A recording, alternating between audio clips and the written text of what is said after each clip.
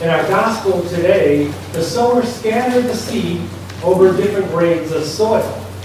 And I believe spreading the word of God to many different people is similar, as one is never sure what kind of soil is underfoot or what kind of person is listening to the word. I discovered this through teaching a junior high religion class at St. John's for many years. One year in that class, there was a student who made me realize how uncertain acceptance of God's word could be. I always started the year with a project called Your Shield. The shield represented the shield crusaders would carry into battle.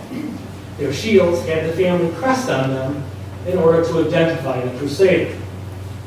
For our project, on each shield, a cross was drawn, as in the cross of Christ. The cross was in the middle of the shield, as Christ is the center of our lives.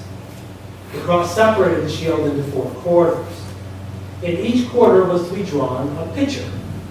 The pictures were answers to 4 questions that I would ask. Something like, who do you admire? What is your best achievement to date? If you could change something in the world, what would you change? The shields would then be hung around the room. One year, a young man drew pictures of guns in all 4 quarters. I asked him why. He said that where he lived, you lived not by letting anyone diss you. You always got revenge. I asked him what Jesus said about those who attacked you. We spoke about Jesus' teachings and how to possibly handle things. But I left discouraged. So I went to Sister Judy, who was our religious ed director, and I asked her and told her all about this. And she said, all I could do was plant the seed.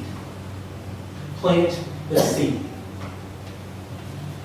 Jesus was acutely aware of how people's minds worked. He knew that telling parables was a good way to get people thinking. And if they were thinking about something, then they were talking about that same something. So he was planting the seeds in our minds about talking about the faith by telling this parable. We should think about the kind of person that we are, how we have grown in the faith, and how we put that out there to others, just like a warrior with their shield. The idea is to be always moving forward, doing or speaking the meaning of the word, and not being pushed back into the darkness. It doesn't matter what kind of reception we get, as it does not matter the type of ground that the seed fell on. It's most important that we just keep doing it, like the sower just keeps sowing the seed. Discovery by trial and error has been called the Edsonian approach, because that's how Thomas Edison stumbled upon some inventions, his most important being the light bulb. He and other inventors kept trying to find a way to make improvements on the gas lamp, but Edison was the one who came up with the working light bulb. It was trial and error designing the bulb, as well as how to use it. After all, he invented the light bulb first. The light socket wasn't invented yet. So what good would the light bulb be without a receptacle for it to work? So he had come up with the receptacle again and again. It was trial and error. Edison got the light bulb to work by trying time after time. I spread the word each year teaching the young people. One difference between us is that he succeeded in making something work. I don't know if that young man who drew the picture of the guns stayed on the right path, or any of those young adults for that matter.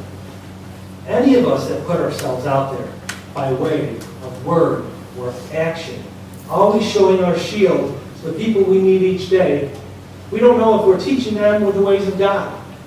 But like warriors going into battle after battle, like Edison trying time after time, like the sower sowing, spreading the seed over different types of soil, we have to keep trying. We can't give up. Giving up cannot be an option. All we can do is plant the seed.